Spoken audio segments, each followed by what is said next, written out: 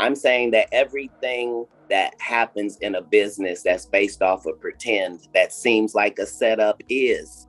What I'm saying is if Jussie Smollett and Lee Daniels for a living make stories that are not real and they make them so good that people believe them and buy them. So it turns out that Beyonce has gone into a total panic mode since her footage suddenly became public. Beyonce is pretty much the definition of a glittery music path. She's got everything. Heaps of awards, a billion-dollar kingdom, and loyal fans who've been there since her dangerously in love days. She's like a fine wine, only getting better with time. But wait a sec, with the video out, everyone's saying that it wasn't just luck and talent. Katt Williams, who's usually straight up, is putting the spotlight on Beyoncé's climb.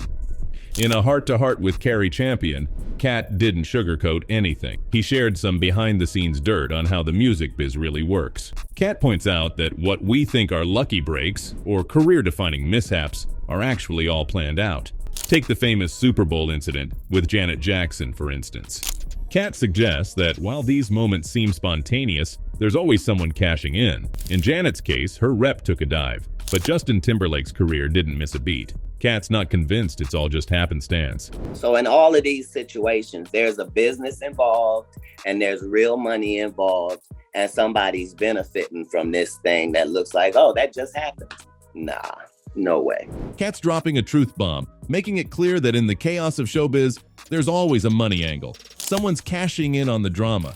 He's urging fans to look beyond the surface, especially when it involves your fave stars.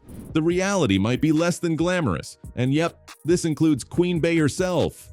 It's all part of the game they're playing. Why would you think it would be weird if they flipped out and said a story that turned out to not be true? Why? Why would we think that? He's practically saying, hey, wake up and smell the coffee. Don't just idolize your favorite stars without questioning, because sometimes the reality isn't as rosy as it seems. And that advice goes for Beyoncé too. So the next time you're jamming to Crazy in Love, maybe take a moment to ponder what's really happening off stage. Beyoncé's influence on the music world is undeniable, but it's not all sparkling clean. She's navigated through her share of controversies, and one intriguing aspect is her connection with singer Amerie. What's the story there? Now let's get into the Beyoncé versus Amerie saga, a tale as old as internet debates. Every year, the internet revives the debate comparing Amerie's song One Thing to Beyoncé's 2003 banger Crazy in Love. The similarities? They're pretty hard to ignore. Some fans argue Amerie wore the crown first before Beyoncé took the spotlight. Just compare the music videos. The resemblance is striking.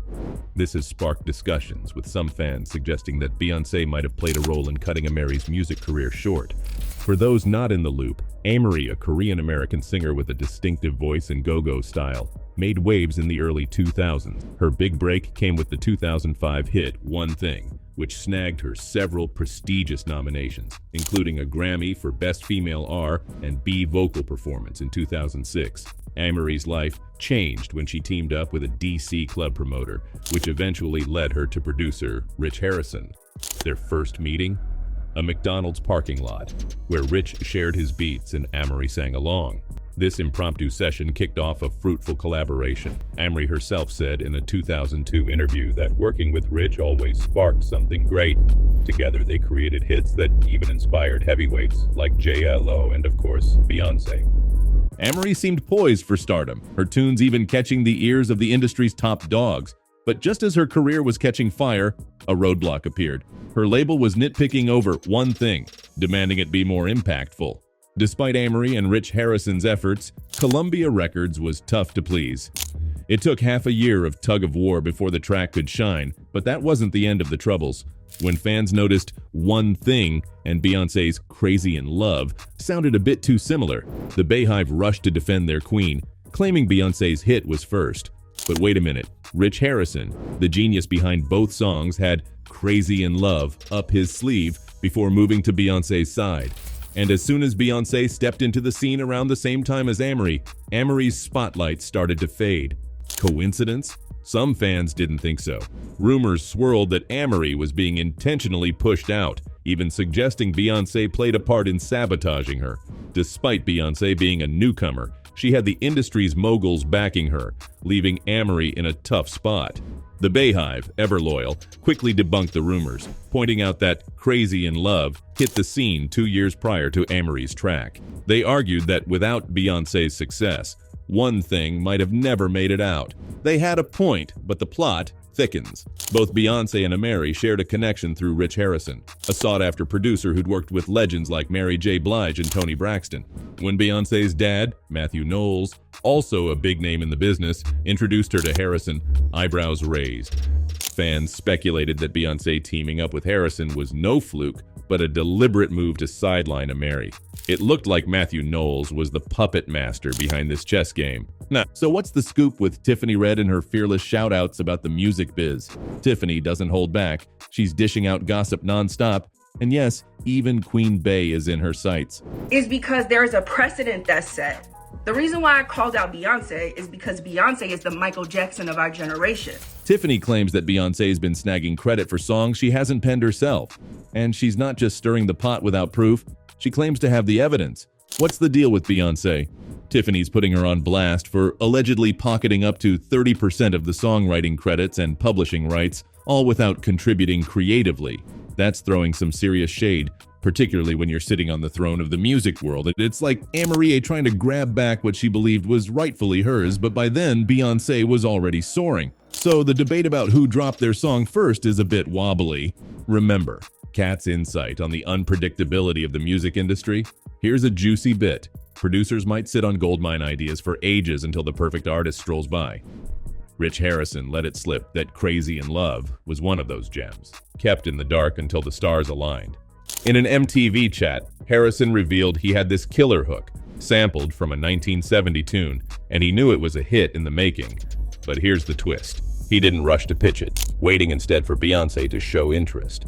Some internet detectives think the track was initially eyed for Amory, but Columbia Records had grander plans, seeking a bigger star. Harrison mentioned, "Yeah, I was saving it, not really shopping it because you don't want to reveal your hand too soon.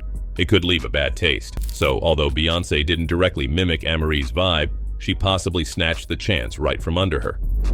Amory even had a concept that sounded strikingly similar to what would later be Beyoncé's Renaissance album visuals. Now fans are split. Some staunchly defend Beyoncé, claiming her innocence, while others point fingers at Amory's label for dropping the ball. Amory's album didn't make much of a splash, lacking the robust backing it deserved. Yet this saga has definitely smudged Beyoncé's shiny image, prompting fans to question the purity of Queen Bee's halo. The waters are muddied. Beyoncé's been under fire before for allegedly claiming credits not entirely hers, stretching back to her Destiny's Child era. Remember the uproar when Rob Fusari accused Matthew Knowles of credit theft over a track Fusari alleged he originated? And then there's Carrie Hilson, who faced intense backlash for voicing similar concerns.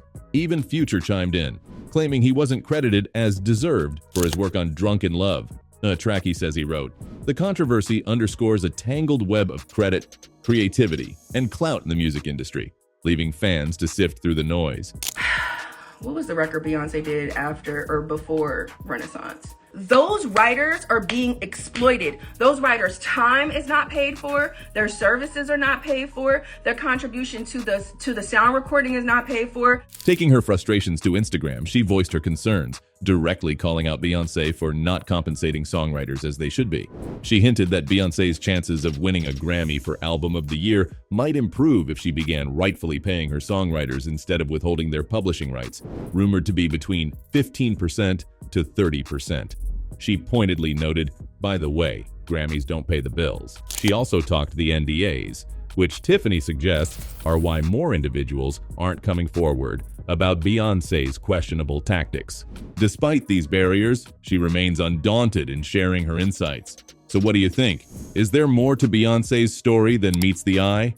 Don't forget to share your thoughts in the comments below.